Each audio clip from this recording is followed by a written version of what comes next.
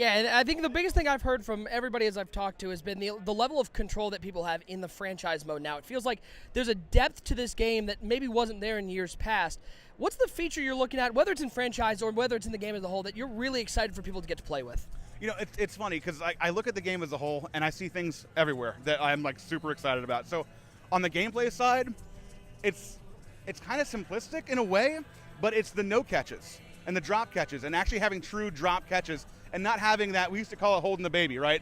The pass comes in, it's a drop, but it doesn't really look like a drop, and the player doesn't react to it like it's a drop, and he has his arm held like this, like he should have a ball, but it's on the ground, and it left you feeling unsatisfied because you didn't know what happened there. Was that an actual drop, or did the game have a problem and it caused a drop? But now you actually have reactions and animations there that he's going through the motion of actually dropping the ball and reacting to it. So it completes the play and feels more organic and feels more alive. So I love seeing things like that don't break the immersion, because that's, I think, the biggest piece when you're playing the game is when you see those immersion breakers, it just takes you right out of it. You want to be locked in and playing the game and just get lost in it. And so I think from the gameplay side, that's one of those things. There's a lot of different pieces, but that's one on the gameplay side. In franchise, I mean, I'm partial to the draft class editor. I think that's, to me, something that I love, the customization and ability to create whatever you want to and go through these multiple years and not just be stuck with whatever is a preset auto-generated draft class. You can still have those, and like I said, we still did a lot of work to remake those, but giving people the chance to go in and say, this is what I want my draft class to be, this is how I want to share it with others, and I want to download someone else's. We've seen this in other games. We know that it's popular, that people have done it in other games for a number of years now. It's time for us to do it too and get it in there and make that a more complete franchise experience. Yeah, last question for you before I let you go and get back to mingling with all the great people here at EA Play.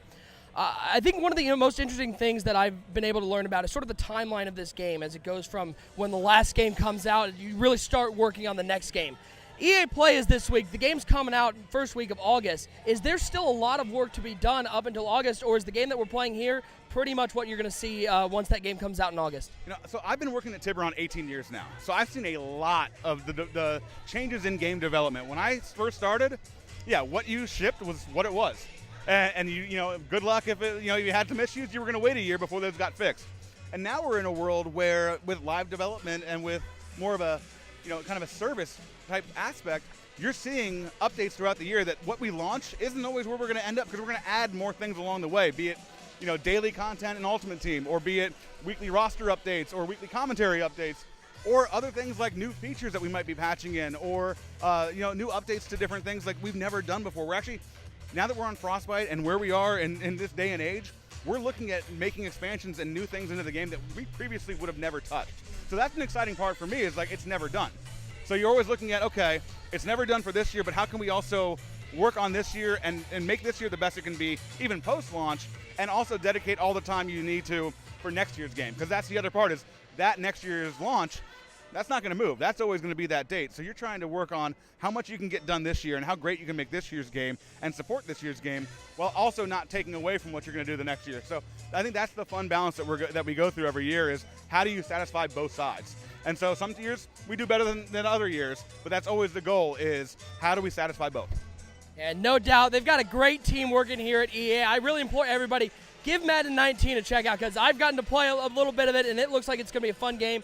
Ben, really appreciate you taking some time with us. Thank you so much. Yeah, absolutely. Be sure to follow us on Twitch, twitch.tv/MBL Network. We'll be doing a live Q&A tonight. Make sure you keep following our videos here on YouTube. Make sure you get a plane ticket for EA Play. Get out here. It's a lot of fun. I got the music going over here. I'm going to go see. We got a little party going on. Let's get out of here.